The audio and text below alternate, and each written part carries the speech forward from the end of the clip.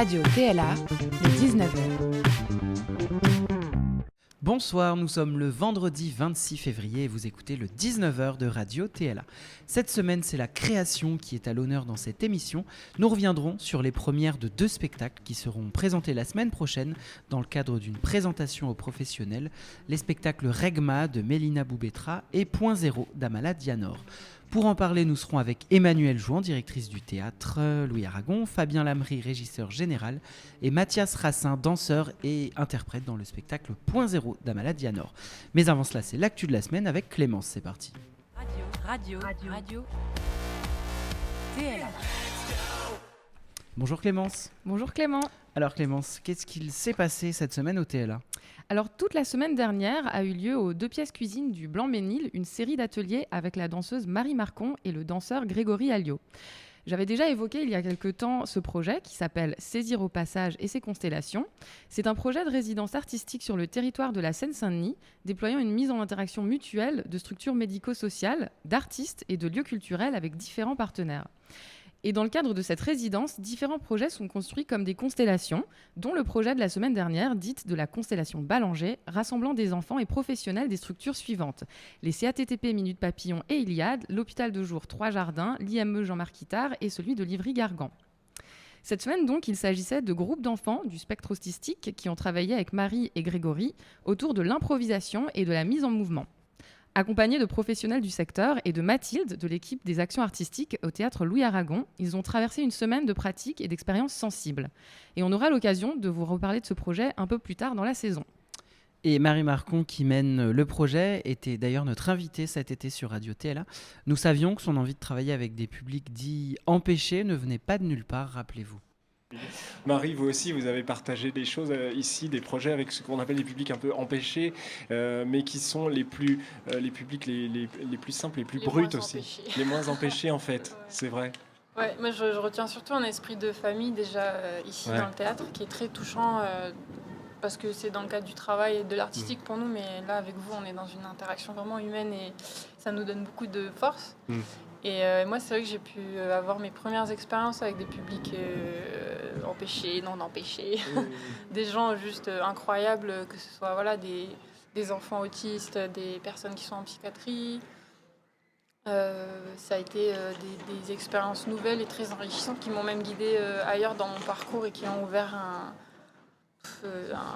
un monde encore plus large et qui a révélé encore plus mon engagement en tant qu'artiste d'aller dans des lieux clos où l'art n'est pas encore assez présent et grâce à vous on a pu faire plein de belles choses et c'est pas fini. Et c'est pas terminé non plus. Ouais. Marie Marcon avec Sandrine Lescourant et Vincent au micro de Radio TLA, c'était le 25 juillet dernier dans le bel été. Et puis au théâtre, ici au Théâtre Louis Aragon, nous avons eu le plaisir d'accueillir cette semaine la danseuse et chorégraphe Mélina Boubetra, que vous connaissez bien maintenant, pour de nouvelles répétitions de Regma, dont vous aviez vu des images lors de la dernière émission. Une étape de travail dédiée à la création lumière du spectacle. Et c'est un moment où est mobilisée toute la compagnie ETRA et toute l'équipe technique du théâtre pour donner au spectacle sa forme finale. On en parle d'ailleurs tout de suite dans le 19h parce que la semaine prochaine, c'est la création de ce spectacle Regma de Mélina Boubetra, mais aussi de Point Zéro d'Amala Dianor. 2 créations le même jour au TLA, ce n'est pas rien et c'est notre sujet du jour. Merci Clémence, à la semaine prochaine. À la semaine prochaine. Bonjour Emmanuelle Jouan. Bonjour Clément. Emmanuelle, donc directrice du TLA, on revient avec toi aujourd'hui sur cet événement de création au TLA le 5 mars prochain. 2 créations, ça veut dire 2 spectacles qui vont être créés après des mois et des mois de recherche, de répétition et de travail pour les artistes. Nous allons voir Regma de Mélina Boubetra et Point Zéro d'Amala Dianor pour la première fois. Alors, normalement, Emmanuel, la première du spectacle est présentée devant un public dans la salle du TLA. Crise sanitaire oblige, nous ne pourrons accueillir que des professionnels du spectacle, c'est la règle. Est-ce que ça veut dire que c'est une fausse première le 5 mars ? Alors, cher Clément, c'est vrai que nous sommes une scène conventionnée pour la danse et nous avons la possibilité d'accompagner la création des artistes qui sont associés au théâtre. Donc c'est une occasion hyper importante pour les artistes, évidemment, de rencontrer le public de notre territoire. Et la danse appartient au spectacle vivant. Dans le spectacle vivant, il y a vivant. Et ce qui nous manque aujourd'hui, c'est la partie vivante, le partage vivant des propositions artistiques avec les spectateurs. Et tant qu'une pièce n'est pas montrée à un public, on ne peut pas dire qu'elle existe. Hein. Donc, Catherine Méneret me disait hier, il manque l'empathie kinesthésique. Et effectivement, c'est ce qui se passe dans le lien humain, dans la communication sensible entre les artistes et puis les spectateurs. Donc ce n'est pas vraiment une fausse première dans le sens où c'est hyper important que les artistes qui travaillent depuis de longs mois sur leur projet puissent aller jusqu'au bout et préparent la pièce qu'on pourra enfin partager, je le souhaite, j'en suis sûre, bientôt, avec tout le public. Mais c'est important d'aller au bout du processus, que l'objet artistique aille au bout. Sur tous les aspects de la création, c'est tellement de travail, tellement de temps, de recherche de moyens, de travail technique, de travail artistique, etc., que c'est bien que la pièce puisse aller jusqu'à son terme. Elle va être présentée à quelques professionnels, évidemment, puisque nous n'avons pas le droit d'accueillir de public en salle. Et ce n'est pas une pose de privilégiés, c'est aussi la possibilité pour les artistes que leur travail soit accompagné par d'autres gens que nous, d'autres lieux que nous, d'autres professionnels que nous, à l'issue de leur résidence. Donc c'est hyper important que certains professionnels puissent voir le travail et fassent le choix de continuer à les accompagner. Donc voilà, pour autant, je pense pour les artistes comme pour nous, les choses n'existeront vraiment que le jour où on pourra les présenter à nos amis de la communauté du TLA. Et oui, évidemment. Catherine Méneret, dont tu parlais, donc, qui est directrice adjointe du CCN de Caen. Voilà, et avec laquelle nous travaillons au sein du Syndéac sur un groupe de travail pour la danse.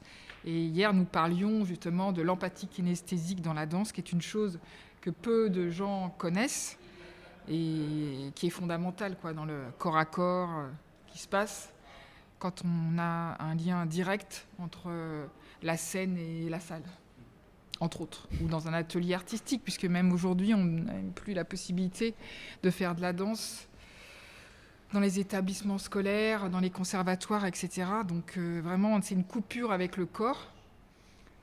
Et ça va être important de reprendre ce lien. Et comment ça se passe on pense à la préparation de la saison prochaine, là où normalement tu disposes d'un temps pour aller voir tout un tas de spectacles. Comment ça se passe en ce moment pour préparer une saison, se projeter ?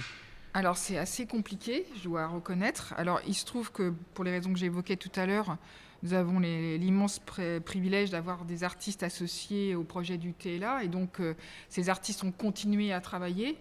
Et donc sur la saison prochaine, nous serons en capacité de présenter le travail de cette année qui n'a pas pu être vu cette saison. Tu penses à des artistes en particulier ? Mélina Oui, Mélina par exemple, on a parlé beaucoup de Mélina, mais d'autres, Silver, enfin il y a tout un tas d'artistes qui vont être proposés cette saison et qu'on devra retrouver la saison prochaine, Philippe et Lorenzo.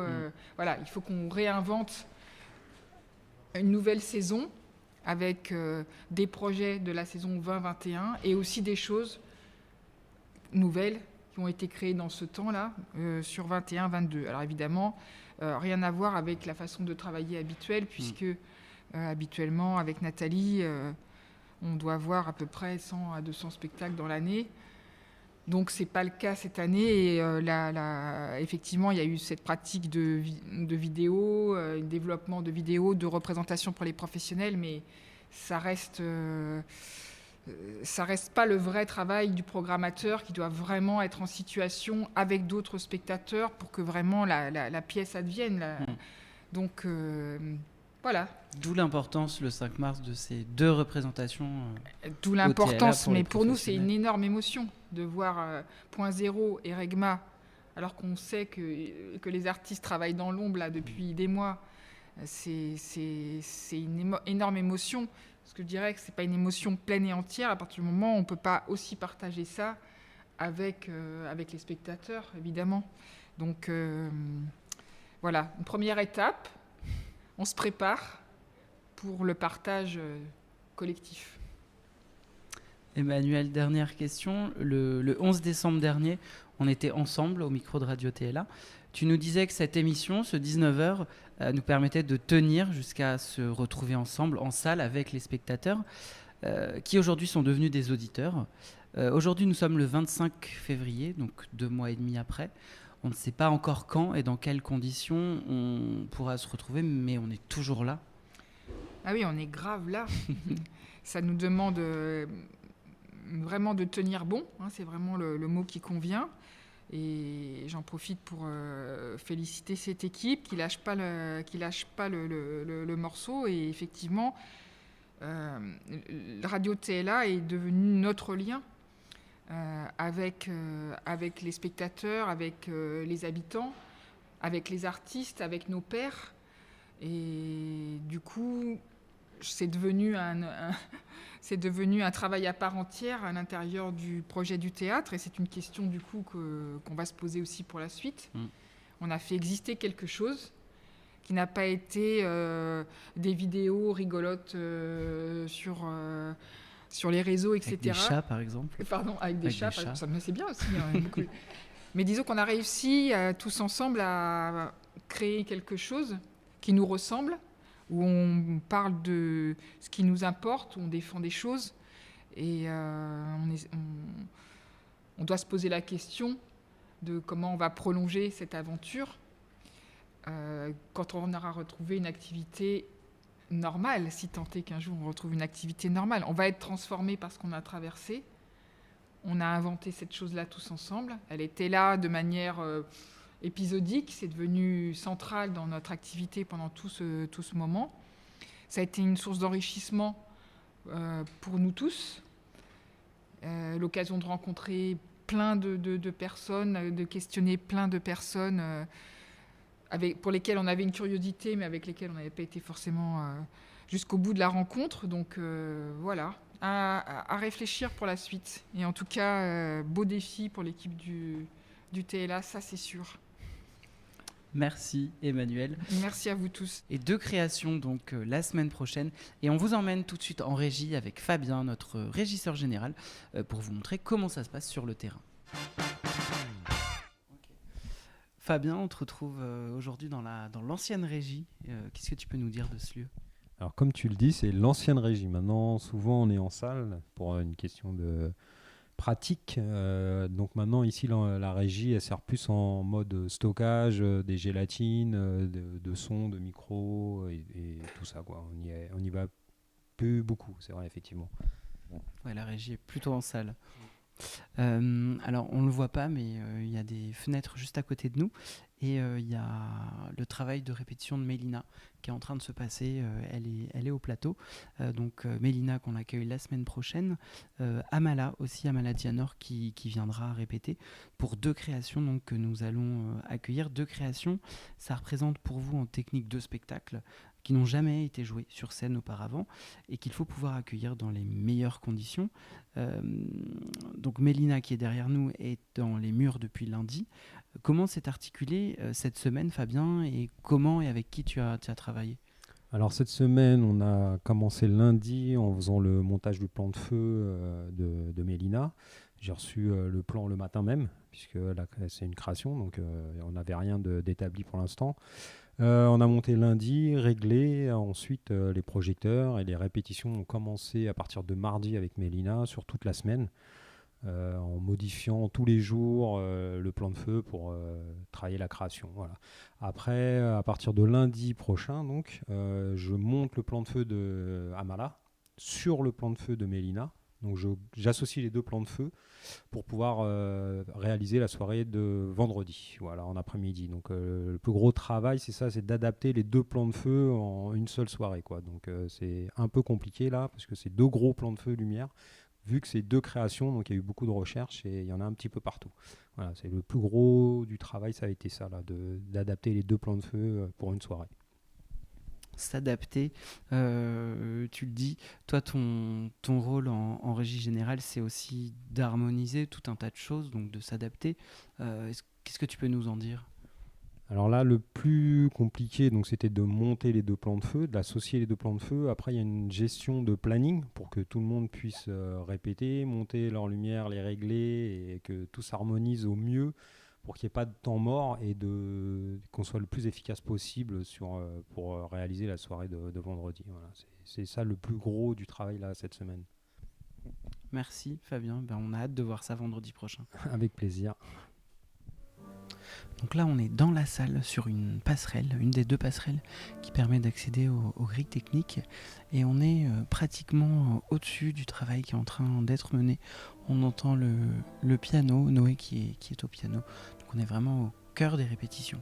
On a d'ailleurs fait toute une émission qui s'appelait Lumière sur la régie dans le 19h avec Fabien et Jean-Charles de l'équipe du théâtre qui nous racontaient un petit peu tout le travail qu'ils avaient à faire justement pour accompagner un spectacle. On vous remet le lien en description de l'émission.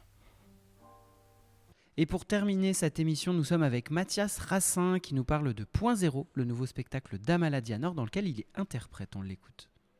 Alors, Point Zéro, c'est la rencontre entre 3 danseurs, on va dire hip-hop, selon le commencement, on va dire. C'est un peu particulier. Moi, cette pièce, elle m'envoie dans plein de choses. Je traverse Amala, qui est un ami, me fait traverser pas mal de choses avec cette pièce que je n'attendais pas du tout. Un vrai retour à moi-même, donc un vrai point zéro. Et je pense que c'est ce qu'il voulait aussi raconter. C'était ce retour aux sources avec son parcours un peu particulier. Lui venant de la danse hip-hop, mais étant parti vers des danses contemporaines un peu plus académiques. Johanna qui est un navigué entre les deux, et puis moi qui est complètement resté hip-hop entre guillemets. Et c'est faire le lien entre ces 3 personnes et surtout le retour à l'essence qui est le retour à notre culture première qui est le hip-hop, quoi. On va dire que ce retour au point zéro me renvoie moi à plein de choses personnelles, à mon passé, à mon début. C'est une retraversée de tout mon parcours involontairement parce que selon le système de travail qu'on va employer, selon ce qu'il va nous demander ou donner comme consigne, ça va me renvoyer à certains endroits que j'aurais pas pensé explorer en venant travailler cette pièce avec Amala, quoi. Là, je peux dire que je suis en pleine thérapie. Ça fait plus de 20 ans qu'on se connaît avec Amala, donc il y a une vraie confiance qui est installée, mais qui était déjà installée dans notre enfance quand on avait 25 ans à peu près. Donc du coup, le souvenir moi que j'ai de dégénération, c'est le travail en équipe.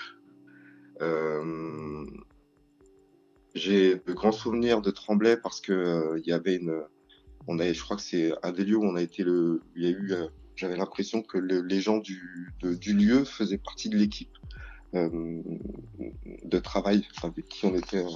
Donc c'était c'était une super belle aventure, rencontre humaine. Se rencontrer diverses générations du hip-hop sur un seul et même plateau pour défendre le même sujet qui est notre danse et l'évolution. C'était aussi assez particulier comme voyage, mais carrément dans autre chose. Et puis moi, ma fidélité, c'est que c'est Amala, avant d'être un chorégraphe ou d'être un danseur d'excellence, c'est avant tout un très bon ami en qui j'ai confiance en fait. Je lui ai donné des coups de main sur 2-3 choses quand il avait besoin, par exemple sur The Falling Stardust, pour pouvoir préparer les danseurs avant qu'il les sélectionne, pour pouvoir leur donner ce groove hip-hop, cette lisibilité entre guillemets qu'on a nous dans le hip-hop, qu'il voulait essayer de retranscrire avec des danseurs plus académiques. Donc il m'avait demandé de venir faire un petit travail d'approfondissement. Voilà, dès qu'il a besoin de moi, il peut se servir de moi. Ouais, il y a une grosse confiance, mais c'est parce que voilà, c'est un ami en qui j'ai confiance. C'est pas un chorégraphe avec qui je travaille avec un ami et on évolue ensemble. Voilà. Merci Mathias, et c'est la fin de ce 19h. Merci également à Clémence, Emmanuel, Fabien et toute l'équipe du TLA qui a participé à la réalisation de cette émission. On vous donne rendez-vous vendredi prochain à 19h.